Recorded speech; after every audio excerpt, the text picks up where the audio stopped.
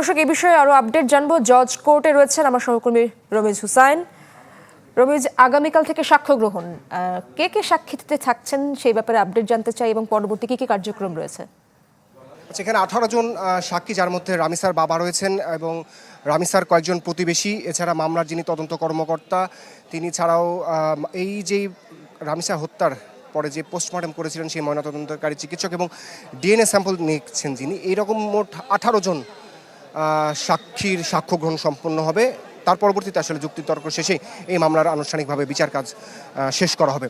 তো কালকে যেহেতু সাক্ষ্য গ্রহণ শুরু হবে, সেই ক্ষেত্রে রাষ্ট্রপক্ষকে বলা হয়েছে যে তারা যাতে তাদের যে সাক্ষী রয়েছে সেই সাক্ষীগুলোকে হাজির করে এবং রাষ্ট্রপক্ষ থেকে আসলে আদালতের কাছে আহ্বান জানানো হয়েছে এবং তাদের কাছে প্রার্থনা করেছেন যে যত দ্রুত সম্ভব আসলে প্রতিটা কার্যদিবসেই যত দ্রুত সম্ভব এই যেই সমস্ত সাক্ষী রয়েছেন তাদের সাক্ষ্য গ্রহণ সম্পূর্ণ শেষে এবং আসামির পক্ষের যারা আইনজীবী রয়েছেন তাদের জেরা এবং যুক্তিতর্ক শেষে যাতে যত দ্রুত সম্ভব এই যে আলোচিত একটি ঘটনা, রামিসা হত্যার যে ঘটনাটি, সেই ঘটনাটি যাতে দায়মুক্ত হতে পারে সমাজ। আসলে যেই এমন একটা নারকীয় হত্যাকাণ্ড যেখানে ঘটেছে, যেখানে আসলে এই বিষয়গুলো আসলে যখন রাষ্ট্রপক্ষের আইনজীবী এই বিষয়গুলো যখন তিনি বারবার উপস্থাপন করছিলেন, বেশ কিছু শব্দ কিন্তু আসলে তিনি বলতে চান যেগুলো খুবই আসলে মানে যেগুলো সবার সামনে আসলে যে বিষয়গুলো বলা সম্ভব না। যেই ঘটনাটি রামিসার সাথে আসলে ঘটেছিল, যেই ঘটনাটি সোহেল রানার এবং তার স্ত্রীর সহায়তায় এই বিষয়টি ঘটেছিল এবং যে বিষয়গুলো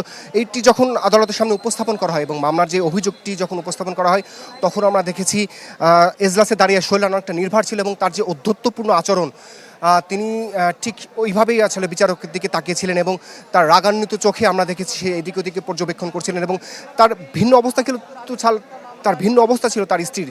তাকে আমরা বিভিন্নভাবে আসলে মূর্ছা যেতে দেখেছি এবং তিনি বারবার বলেছিলেন যে এই যে ঘটনাটি, বিশেষ করে হত্যার আগে যে ধর্ষণ, সেই ধর্ষণের যেই পরে যে হত্যার যে ঘটনাটি, সেই ঘটনার সাথে এবং লাশ গুম করার যে চেষ্টা, তার সাথে আসলে তিনি কোনোভাবেই যুক্ত না। এই ঘটনাটির সাথে আসলে তার স্বামী এটি ঘটিয়েছে এবং এখানে তৃতীয় কোনো ব্যক্তির কথাও কিন্তু আমরা আসলে জানিনি, শুনিনি। এবং আসামিকে যখন আদালত থেকে বের করা হচ্ছিল তখন কিন্তু তিনি কয়েকজনের নাম আসলে এখানে বলছিলেন যে বিষয়গুলো আসলে রাষ্ট্রপক্ষ থেকে বলা হচ্ছে যে আসামির আসলে পার পাওয়ার ক্ষেত্রে এবং এই দৃষ্টিটি অন্য খাতে নিয়ে যাওয়ার জন্য এই ধরনের বক্তব্য আসলে গণমাধ্যমে দিয়ে থাকেন। যদি যে বিষয়গুলো আসলে সম্প্রচার করা আসলে কতটা যুক্তিযুক্ত সেই বিষয়গুলো অবশ্যই লক্ষ্য রাখতে হবে। এবং আদালত যখন আসামি সোহেল রানা এবং তার স্ত্রীকে যখন তাদের কাছে জানতে চায় যে তারা আসলে এই ঘটনায় দায়ী কিনা, সেক্ষেত্রে সোহেল রানাকে যখন জিজ্ঞেস করা তখন তিনি কোনো কথা বলেনি এবং তার স্ত্রীকে যখন জিজ্ঞেস করা হয় তখন তিনি বলেছিলেন যে আসলে এই ঘটনাটি তিনি একাই ঘটেছেন, এই ঘটনাটি একাই ঘটিয়েছেন, তার স্ত্রী এতে জড়িত নয়। এবং আরেকটি বিষয়, এখানে আসামি পক্ষের আইনজীবী তিনি কিন্তু আদালতের কাছে আবেদন করেছিলেন যে যেই ডিএনএ স্যাম্পলটি আসলে রামিসার শরীর থেকে এবং তার পরিহিত পোশাক থেকে পাওয়া গেছে, সেখানে এই ডিএনএ স্যাম্পলটি আসলে সোহেল রানার কিনা সেই বিষয়টি নিশ্চিত করার জন্য তিনি আদালতের কাছে সময় প্রার্থনা করেছিলেন।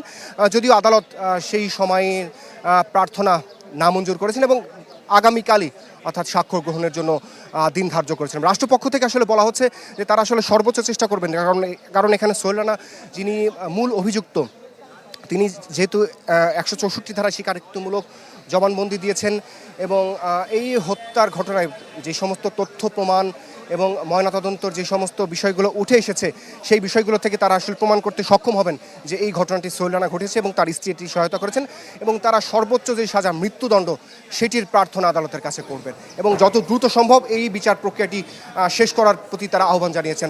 এই যে এখানে বিচার কাজ। ধন্যবাদ আপনাকে রমেশ। পুরো বাংলাদেশ অপেক্ষা করছে রামিসা ন্যায় বিচার পাবে, রামিসার পরিবার ন্যায় বিচার পাবে। অনেক ধন্যবাদ আপনাকে। ডিজাইন, এলিগেন্স, বিউটি, সেরা পণ্য সবার জন্য জেভিকো।